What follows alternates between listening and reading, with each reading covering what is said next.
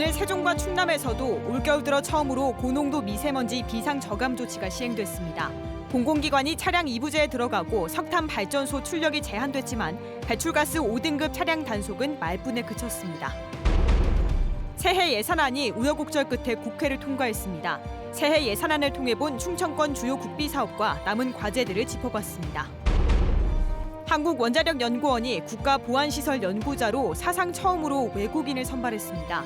이른바 블라인드 채용 방식으로 뽑은 건데 연구 기밀 유출에 대한 우려는 물론 전문성이 필요한 출연연까지 굳이 블라인드 채용을 해야 하냐는 실효성 논란까지 뜨겁게 달아오르고 있습니다.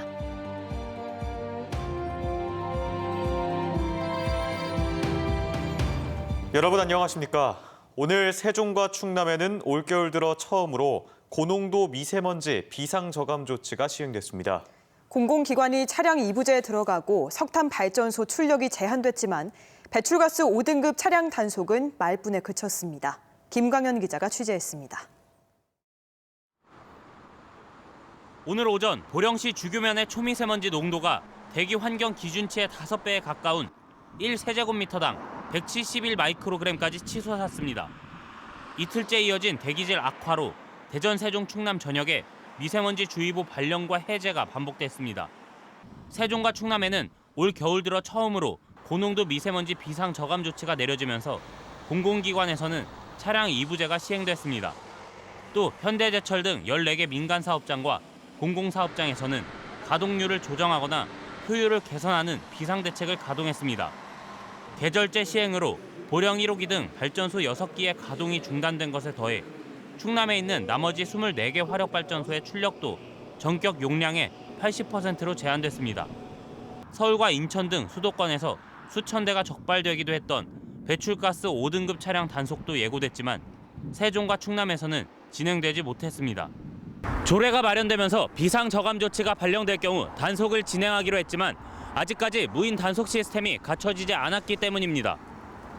환경부는 당초 올해 말에는 전국의 단속 시스템을 갖출 것으로 전망했지만 예산 편성이 늦어지면서 미뤄진 겁니다. 정부 추경 예산 편성하는 데 있어서 국회에서 좀 시간이 계류가 되면서 그 예산 편성이 좀 늦었던 부분이 있습니다. 그래서 저희 도에 예산 편성됐던 건 약 9월 달에 예산이 내려왔기 때문에 현재 입찰 공고를 진행하고 있는 단계로 내년 상반기 중 세종 8개 지점에 24대, 충남은 37개 지점에 40대의 단속 카메라가 설치될 예정입니다.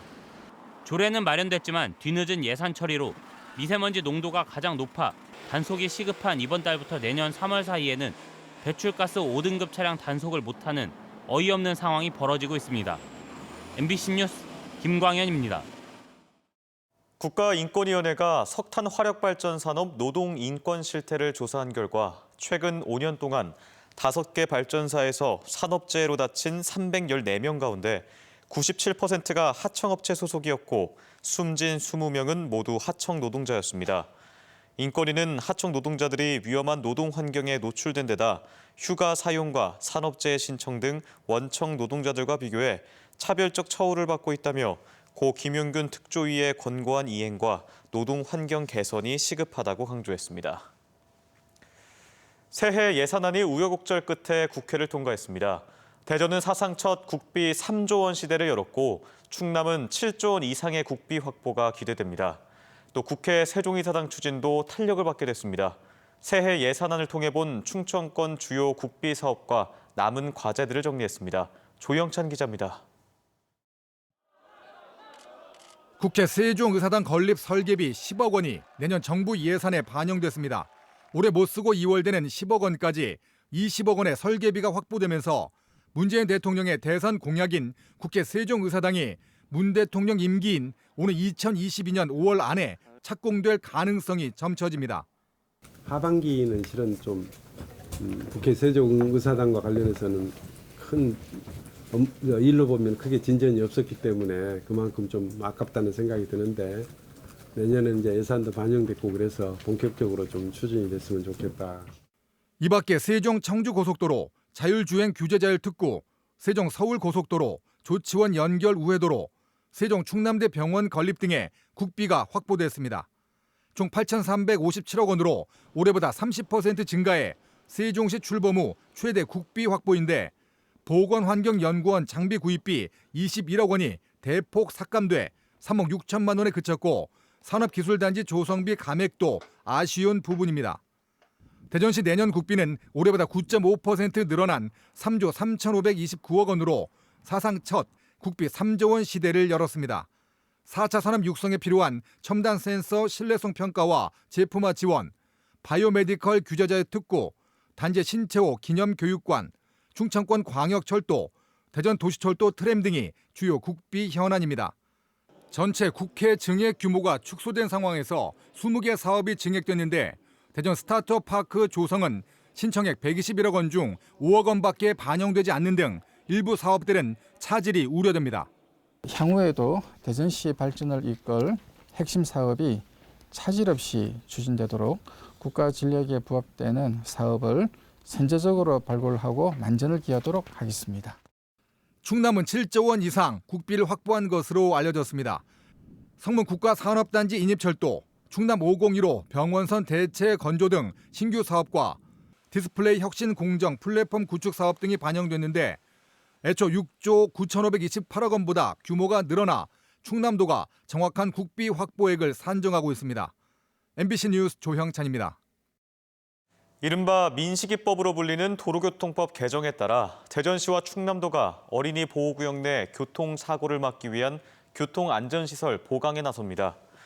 대전 지역 스쿨존 471곳 가운데 단속 카메라가 설치되지 않은 곳은 448곳으로 내년 57억 원을 투자해 초등학교 간선도로 근처에 있는 학교부터 단속 카메라와 과속 방지턱을 설치하고 노면 미끄럼 방지 시설을 세울 계획입니다.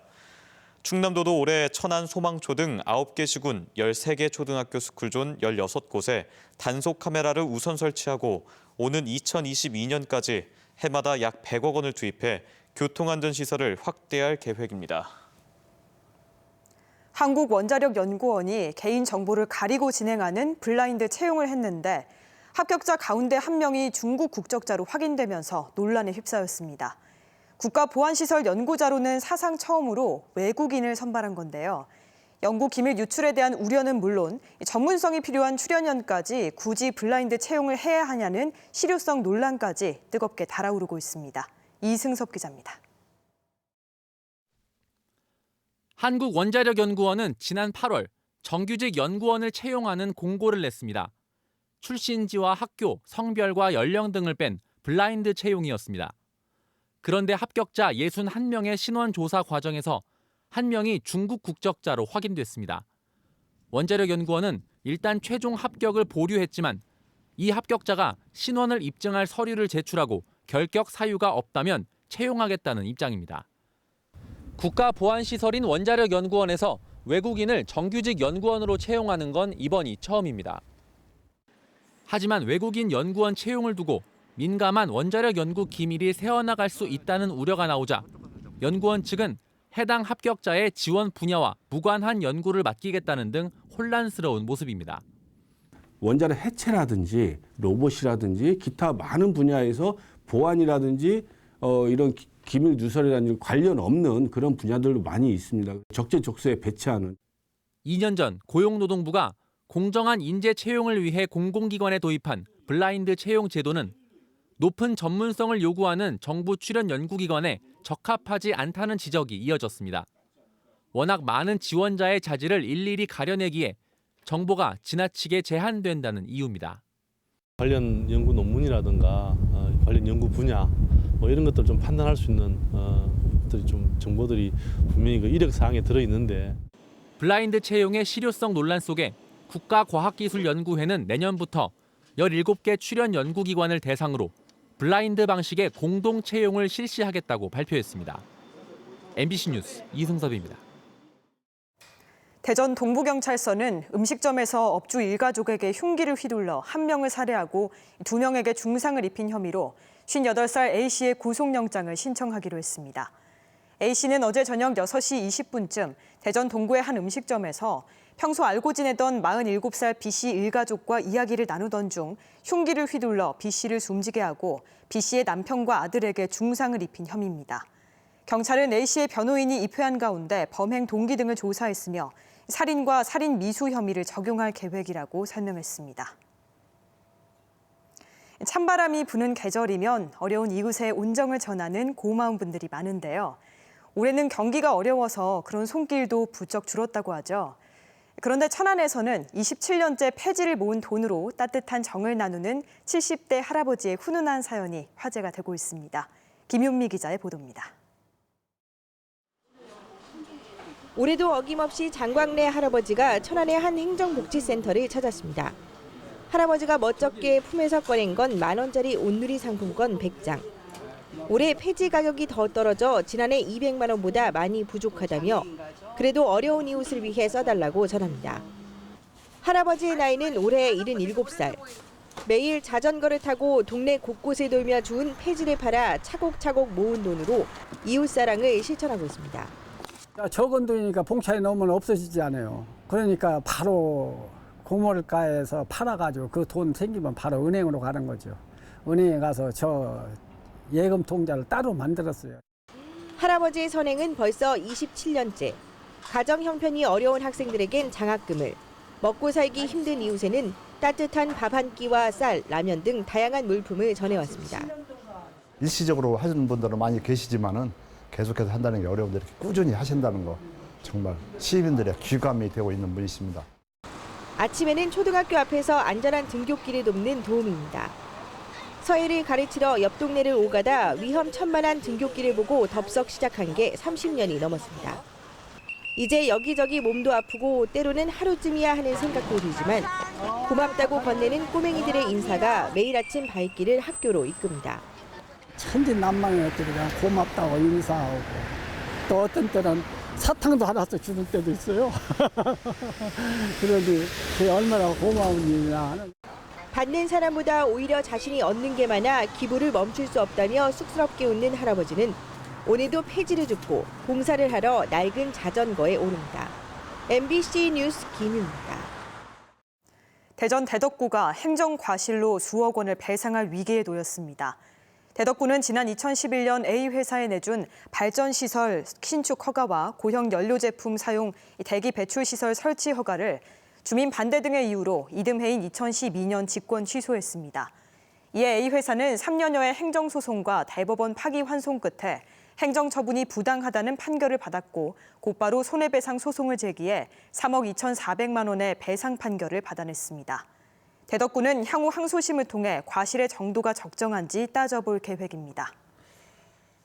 제56회 무역의 날 기념 충남 수출탑과 수출 유공자 시상식이 충남도서관에서 열려 어려운 경제 여건 속에서도 수출탑을 세운 56개 기업의 공로를 축하했습니다. 이 자리에선 광성기업과 하이스틸, 애터미 등 3개 기업이 1억 달러 탑을, 휴민텍 오성준 대표가 철탑 산업훈장을 받는 등 56개 기업의 수출탑 수상과 정부 포상, 도 수출 유공자 포상이 이루어졌습니다. 대전에서는 내일 열리는 시상식에서 한국조폐공사가 7천만 달러 탑을 받는 등 20개 회사가 수출의 탑을 받습니다. 당진시가 지난해 11월 해나루쌀로 만든 길이 5,080m의 가래떡이 세계에서 가장 긴 가래떡으로 기네스북에 등재됐습니다. 당진시는 제작 당시 국내 최장 기록을 9년 만에 갈아치운 해나루쌀로 만든 가래떡이 최근 기네스 월드 레코드로부터 세계에서 가장 긴 가래떡 분야의 새로운 공식 기록으로 인증받았다고 밝혔습니다. 해당 가래떡은 지난해 11월 열린 당진 해나루쌀 축제에서 해나루쌀 4.5톤을 이용해 시민 50명의 참여로 만들어졌으며 지름 3cm, 길이 5,080m입니다. 내셔널리그가 사라지며 내년 K3 리그 출전을 앞둔 천안시청 축구단의 새 사령탑에 국가대표 출신 김태형 감독이 선임됐습니다. 천안시는 최근 공모를 통해 지난 2002년 한일 월드컵에서 부상에도 타이거 마스크를 쓰고 출전해 4강 진출을 이끈 김태형 감독을 선임하고 앞으로 신규 코치진과 선수단 정비를 거쳐 내년 시즌 준비에 들어간다고 밝혔습니다. 천안시 축구단은 천안시가 올해 제2의 FNC로 불리는 축구 종합센터를 유치하면서 프로구단 창단을 조건으로 내걸어 오는 2022년 K2 리그 진출이 예정돼 있습니다. 충남대 병원 등 4개 국립대병원 간접 고용 비정규직 노동자들이 충남대 병원에서 직접 고용을 주장하는 집회를 열었습니다. 보건의료 노조 주최로 열린 집회에서 200여 명의 비정규직 노동자들은 충남대 병원 측이 고용 협박과 임금 회유로 자회사 추진을 강행하고 있다고 주장하며 직접 고용 결단을 촉구했습니다. 지금까지 대전, 세종, 충남 소식이었습니다. 시청해주신 여러분 고맙습니다.